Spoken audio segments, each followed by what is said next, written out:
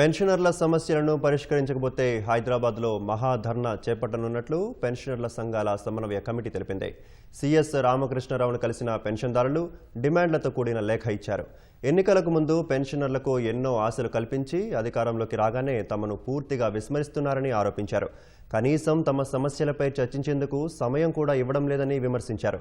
పెన్షన్దారులకు నగదు రహిత చికిత్స విధానాన్ని వెంటనే అమలు చేయాలని పెన్షనర్ల సంఘాల సమన్వయ కమిటీ డిమాండ్ చేసింది. గతేడాది ఏప్రిల్ నుంచి రిటైర్ అయిన వారికి వెంటనే పింఛను ప్రయోజనాలు జీపీఎఫ్ ఇవ్వాలన్నారు. పెన్షనర్ల డైరెక్టరేట్ ఏర్పాటు చేయాలని, పెండింగ్ డిఏలు విడుదల చేయాలని, ఆర్టీసీ బస్సుల్లో 50% రాయితీ ఇవ్వాలని కోరారు. అపాయింట్మెంట్ ఇస్తలేరు ఈ ప్రభుత్వం. పెన్షన్లు అంటే చాలా చులకనగా బాగా నడుస్తుంది వ్యవహారం. మాకు సంబంధించిన సమస్యలు ఏవైతే ఉన్నాయో వాటిని కూర్చొని డిస్కస్ చేసి పరిష్కారానికి మార్గం చూడండి. మాకు ఆరోగ్య సమస్యలు చాలా ఉన్నాయి.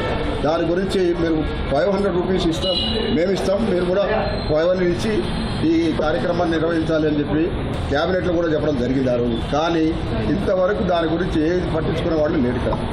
కనుక మేము ఏం చేశామంటే మాకున్న సమస్యలన్నింటినీ పరిష్కరించుకోవడానికి ఆగస్టు 10th వరకు మేము పరిష్కరించకపోతే 11 రోజు మహాధర్నా కార్యక్రమాన్ని ఇందిరా పార్క్ దగ్గర ఏర్పాటు చేయాలని చెప్పి నిర్ణయం తీసుకున్నాం.